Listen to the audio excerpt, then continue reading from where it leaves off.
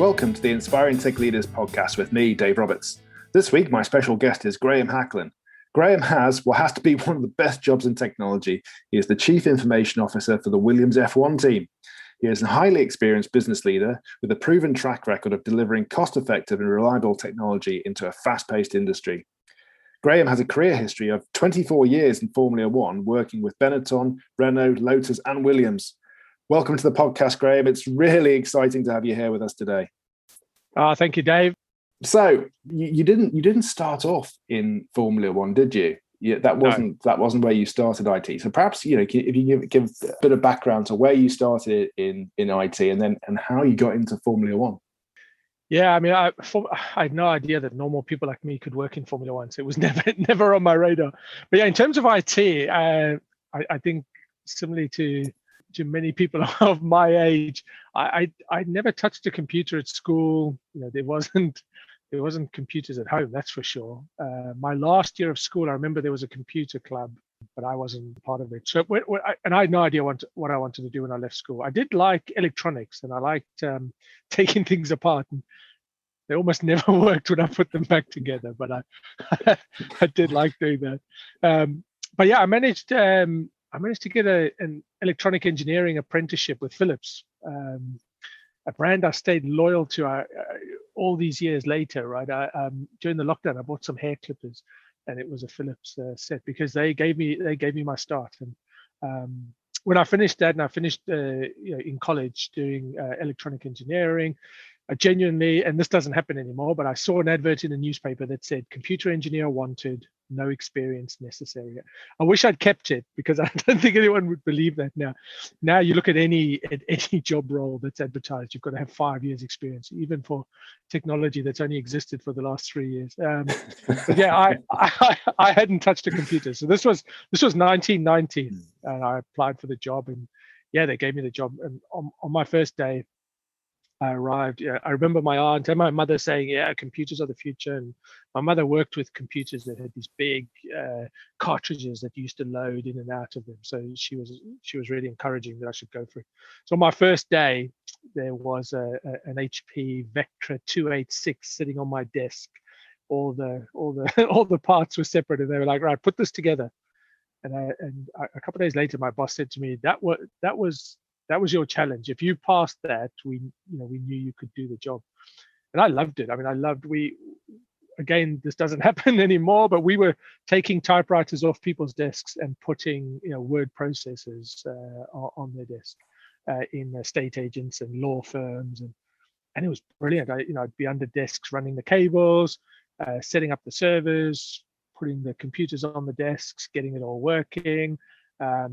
I loved it, but I had no idea originally that I'd wanted to, I had no idea about IT or computing as a career. It's a much more attractive proposition for people now.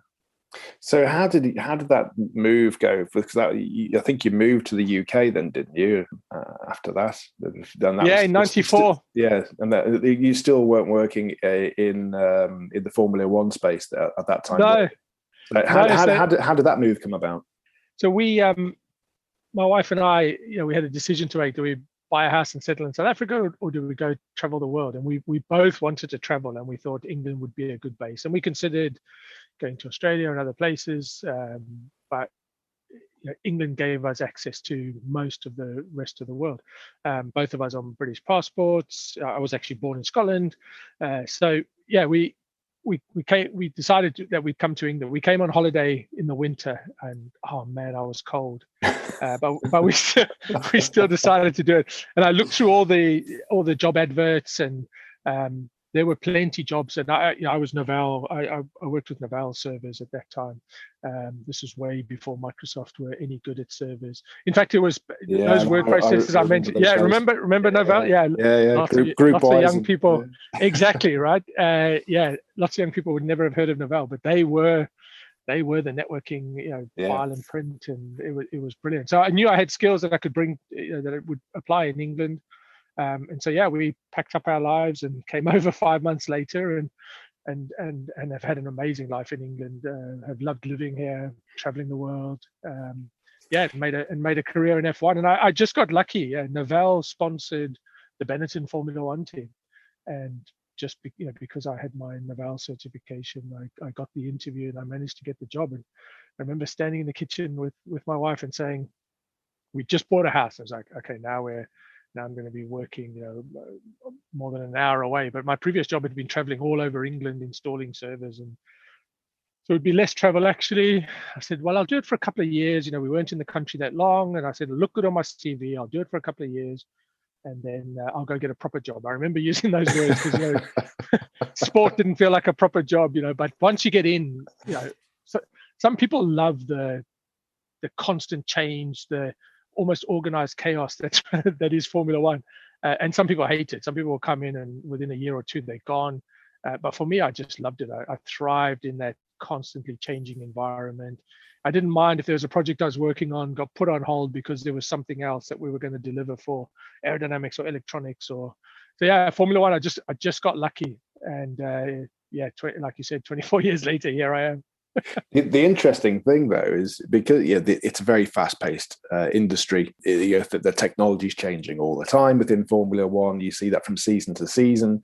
You see the changes around the drivers and the people involved in the teams. How have you remained the constant throughout all this?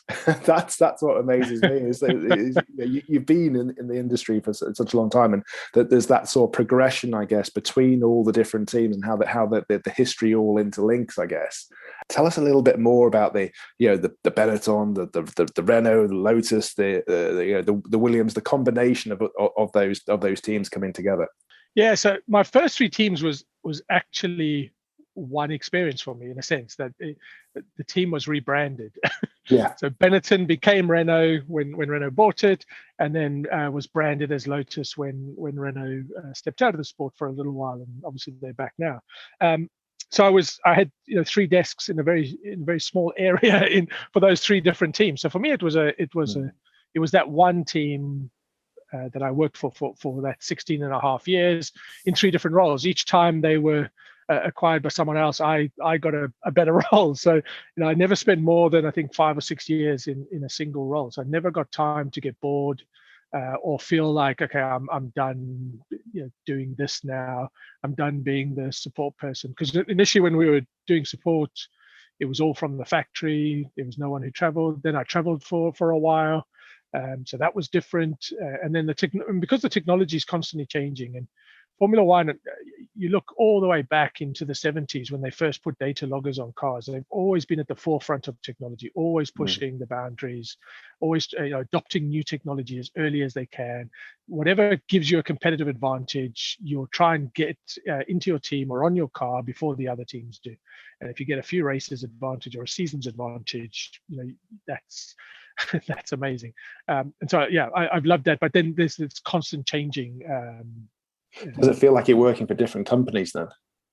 That did feel a bit like that with, so Benetton was a, family-owned team, became Renault, which they actually learned a huge amount in my time at Renault. The CIO really took me under his wing and developed me and helped me understand a lot about, what it took to run IT. So I became the IT manager. So I was running the operational side of IT then. And that was a difficult transition for me, but I had a huge amount of support and help in understanding how I could support the team in a different way. So instead of being the person who's lying under the tables or in the data center building stuff and running cables myself, I was now managing, and that was it. I did struggle a bit with that transition, but it did mean that it was always different for me. But I just love you love the sport, even when times are tough, and at the end of Benetton's time, it was really difficult. And then obviously Renault came in, invested, and within 5 years, we won the World Championships, and then slid down the grid as Renault, then branding as Lotus, won some races, which was amazing. The first time that a Lotus branded car had won since Ayrton Senna. So that was fantastic. And the switch to Williams was really, I had started to feel like maybe my time at F1 was done. What I've learned at Williams is that actually, no, that's not true. I still love F1, but I was attracted to Williams because they do other things with the technology. So what you learn in Formula One, the technology, the processes can be applied to other industries. And so Williams had set up a division which has become a company of its own now, that is helping babies in hospitals with carbon fiber units, the same carbon fiber technology that you put into a Formula One car to protect a driver is now protecting babies in hospitals. And technology that is used in Formula One is now being used in fridges in supermarkets and saving them 20% of their electricity bill in a supermarket, and loads of other applications across automotive, motorsport, boats, aeroplanes, and I loved that, and so that re-enthused me. But then I also realized that I still love Formula One. I still want to see Williams back at the front of the grid, and I'm as enthusiastic as ever, even all this time later.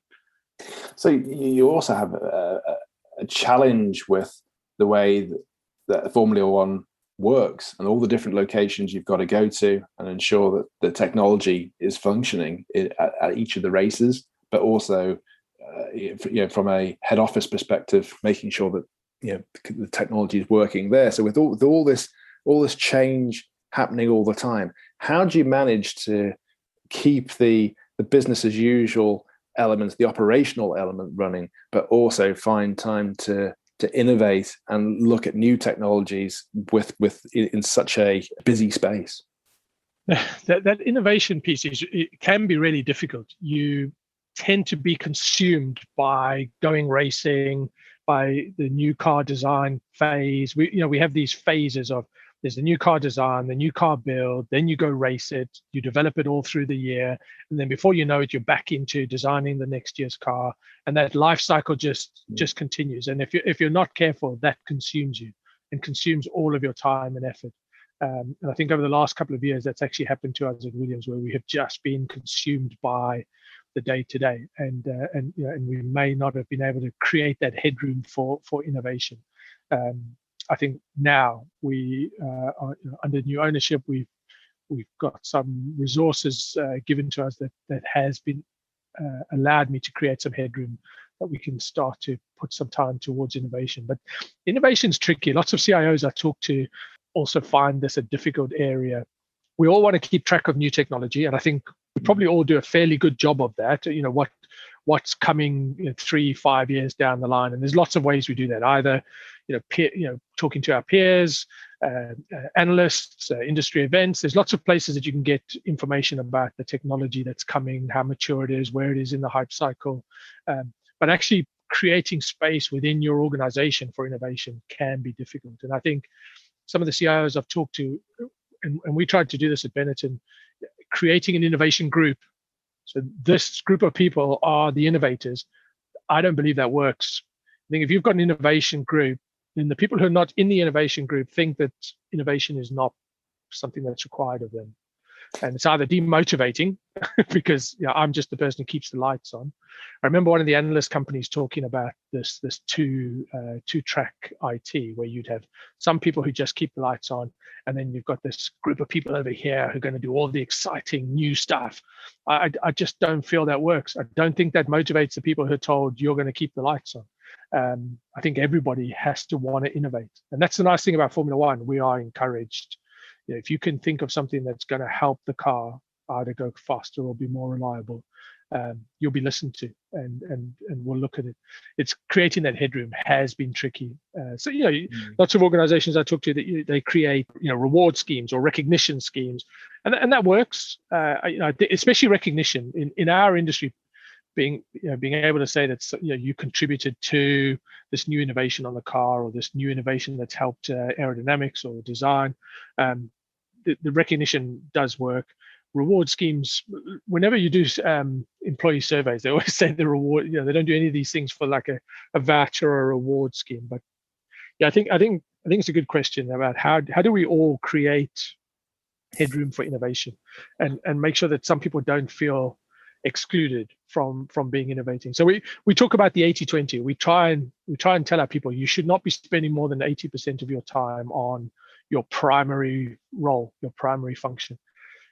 It's sometimes hard to do, and if we're in the midst of a transformation program, it's even harder. You're all in, and in fact, it's 130% of your time, because you're spending a lot of your evenings and weekends working on it. But we have a stated intention that We want to create 20% of headroom for people to be able to innovate, but also just to get out of the day job, go and do some charity work, or go do something different. One of the best programs I've seen in this is one of our partners has a foundation that builds schools for underprivileged children all over the world, and the staff of that company go and help build the schools, make the bricks, live with the families, and help put the school together. And they come back so enthusiastic about what they've been doing, but it makes them more innovative, more creative in their role. So yeah, we've got to try and find ways outside of your normal day job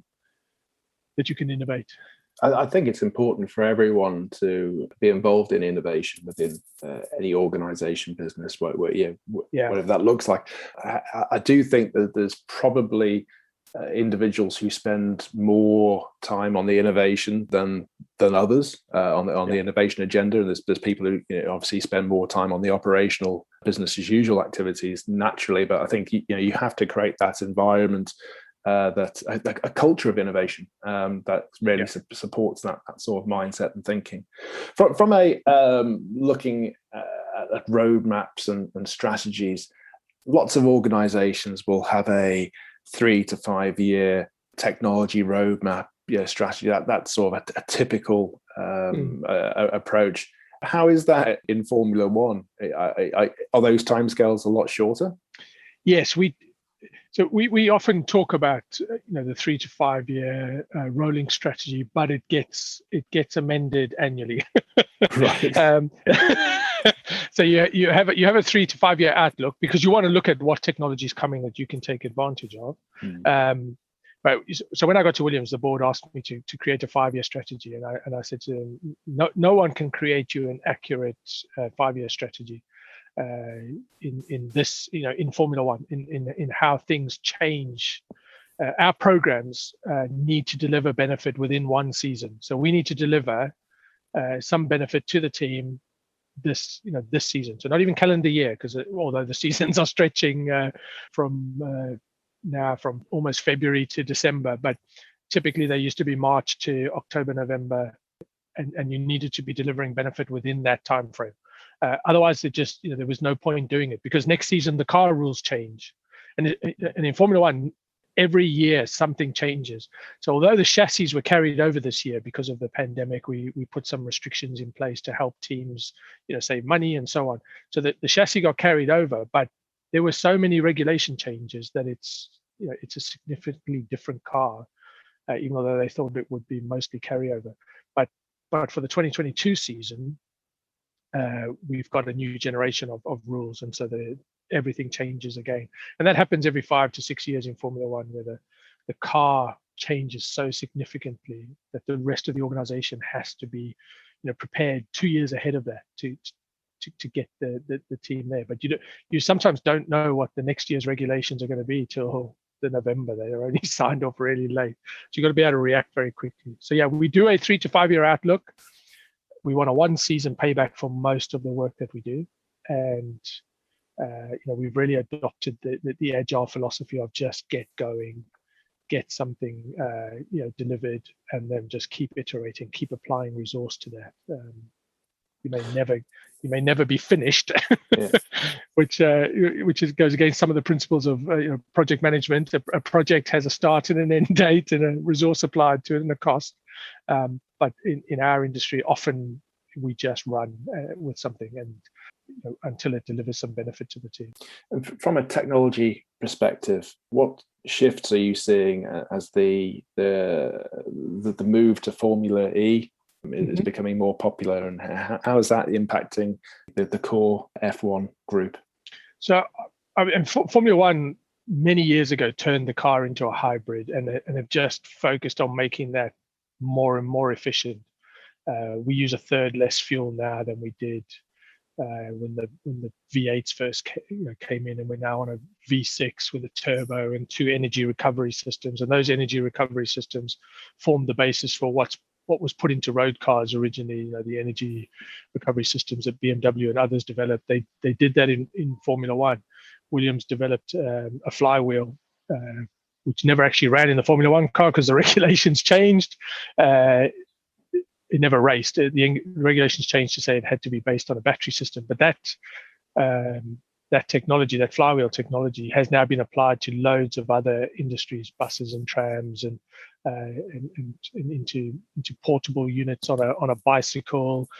So there's a lot that Formula One has innovated. When it'll go full electric, I don't know. Certainly, there tends to be a 5-year cycle. So the 2025 cycle, I don't believe it'll be full electric. So 2030, 2035, we'll see what happens. Definitely, Formula One is listening, wants to make sure that it's environmentally responsible. But actually, the fuel that we burn on those cars is such a small part of our environmental footprint.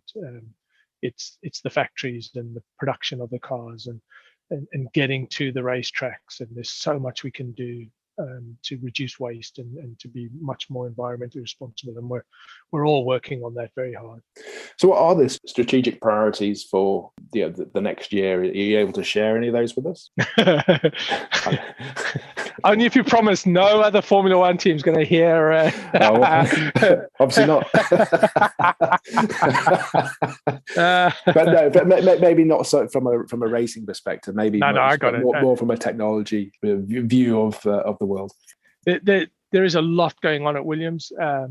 Our new owners want us to go quietly about our business, so we won't be shouting or talking in the public domain about what we're doing. In some areas, we're playing catch up with the big teams. The cost cap has come into Formula One, although we've had technical regulations that have restricted, to try and keep the cost down, that have restricted things like wind tunnels and high performance computing and aerodynamics.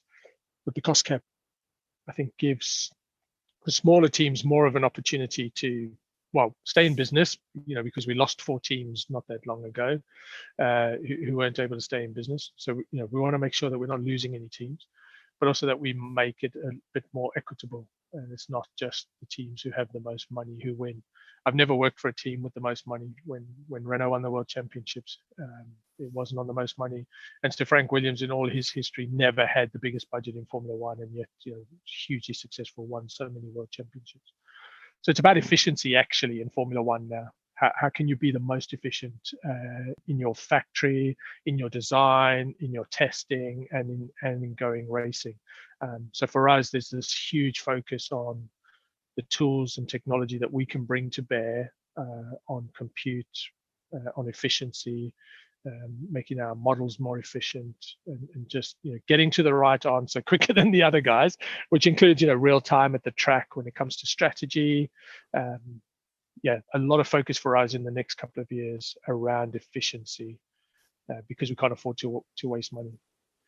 But then you have 2 drivers who drive around a track, and there will be accidents, as there has been recently for us, and you end up having to make parts that you hoped you wouldn't have to make. And so that consumes quite a bit of your budget. But we're really focused on efficiency.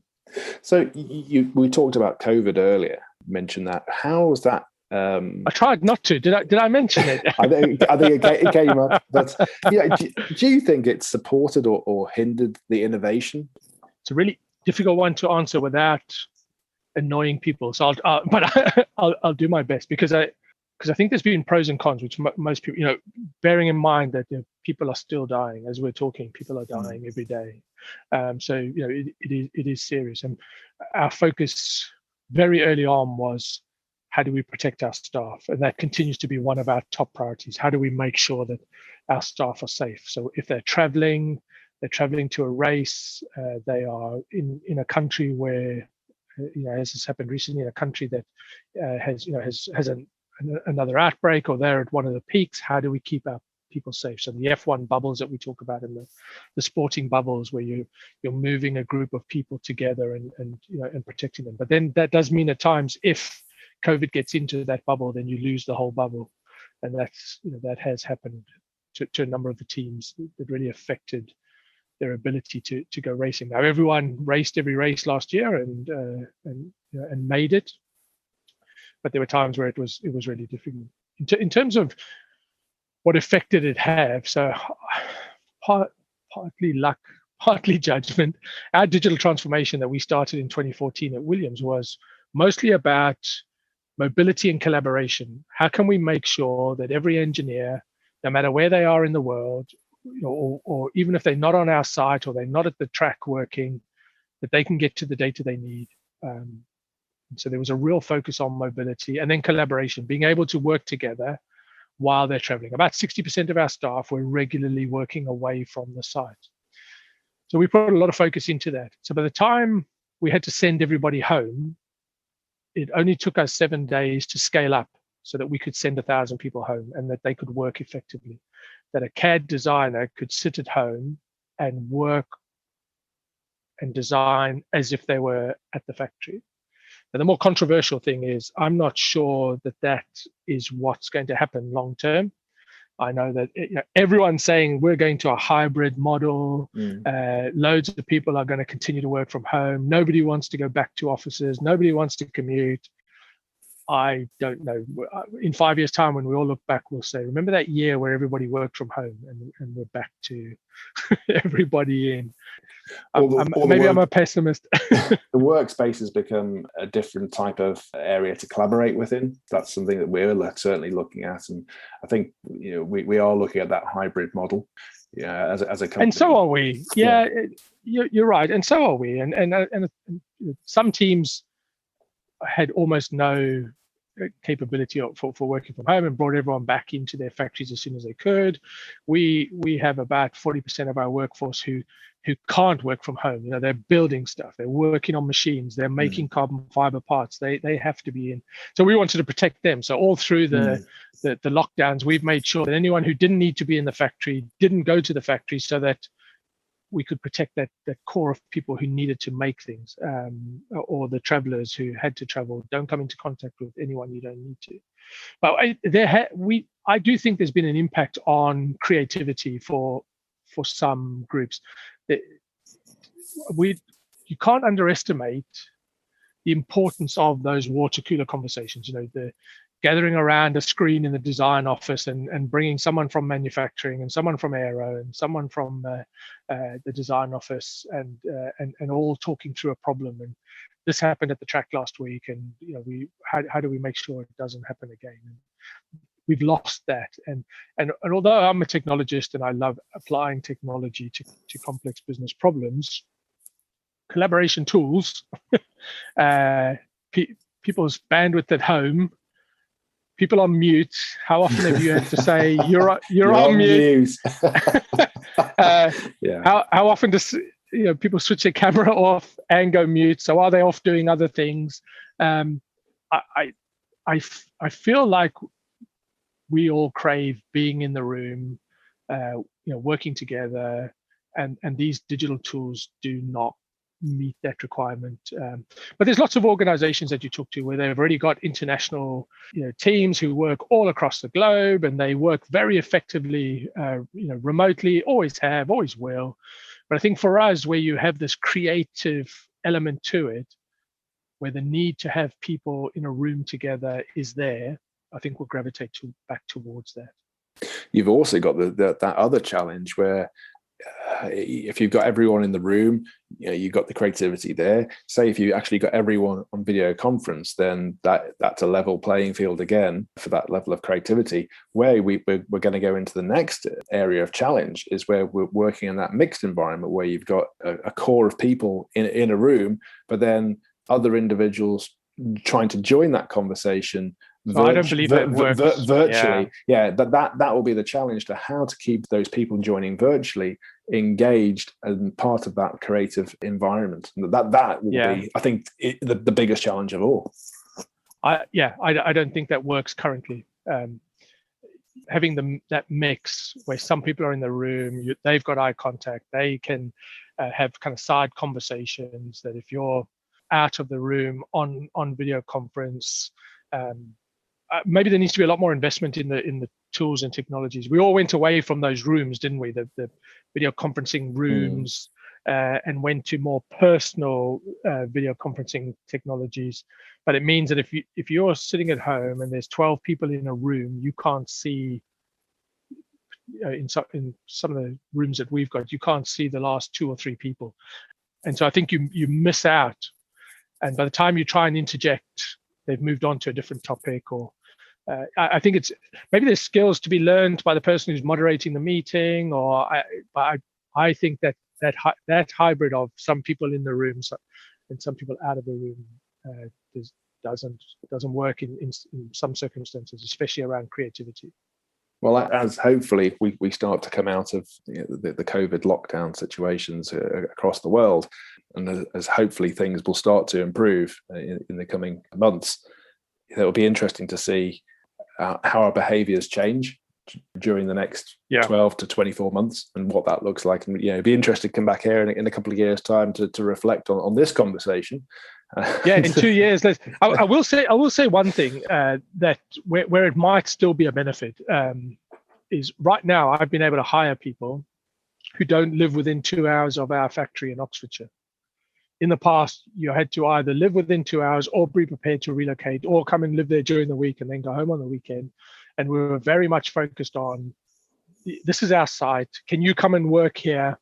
And if you can't, I can't consider you for the job. What's happened in the last 12 months is, I've hired people who are not even in the UK, who are working remotely, and I've been able to get access to a talent pool that I haven't before. So that might drive the hybrid model, that we want access to talent who maybe are no longer prepared to relocate, don't see the value in relocating. And I think there's certain roles. Our software developers, we used to make them come into a factory, into an open plan office. They had to sit with headphones on so that they could block out some of the noise so that they could concentrate on coding. That seems mad to me. So it's something that we're looking at as a management committee. We're looking at this hybrid model, how that can work for us in the short and medium term. But I just have this feeling that in the longer term, in 5 years' time, we'll all be back in offices. Well, it is something that we're all looking at now. So that's one of the things which we can all learn from each other. So it will definitely be interesting to see how that progresses. So my final question for today was just what was the best bit of advice that you received during your career, and what bit of advice would you give to others who are starting out on their career journey now? I mean, I've been lucky to have some really good mentors, even before mentorship programs and before it became formal. People who are just willing to help me. I mentioned to you earlier that I struggled to make that transition from being a technical person or a technical lead to becoming a manager.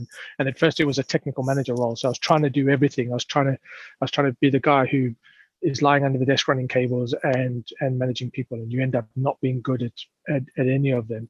But when I made that transition to a manager, there were a few things that were said to me that have stuck with me even to today. Treat the people who work for you, and I always felt uncomfortable with that anyway, because these were my colleagues and now they work for me, and I didn't quite like that. But anyway, treat the people who work for you how you'd want to be treated. Remember some of the best managers you had. Why were they the best managers? And the people you really hated managing you, what did they do? And don't do that to other people. And also remember that each person who works for you is more than just the person at work. They have a life beyond that, and it's really important that you understand their entire life if you're going to get the best out of them. So that was really useful for me, and I've always tried to stick with that. Communicate the value that IT provides to your company, not in IT terms. We often talk about how many help desk tickets we've met SLA, but actually the 3% that didn't meet the SLA might be the 3% that held your company back. So communicating in value. One of my teams, the CFO, said to me, IT buys so much storage. Every year, IT buys so much storage. And I realized that we weren't communicating what that storage was doing. That storage was helping us, to go racing, for our race team to be able to double their data every year. So communicate value in the right way. And then the third thing, and I still struggle with this to this day, was, work on your own brand and the brand of IT. It's really important that your organization sees the value that IT are providing to the company, both positive and negative. Put your hand up when you've got something wrong, but make sure that they know when you've got something right. And not bragging, not trying to take claim for a team success, and even your personal brand. But I'm never really like that. I don't like putting myself forward. Oh, that's absolutely fantastic. Thank you so much for your insights and your career experience, Graeme. It's been really good talking with you today. So thank you again for your time. Thanks, Dave. Great to speak to you. In next week's podcast, I'll be talking with David Neitz, who is the CIO for CDM Smith. Please remember to subscribe to the podcast and stay tuned for more inspiring tech leaders.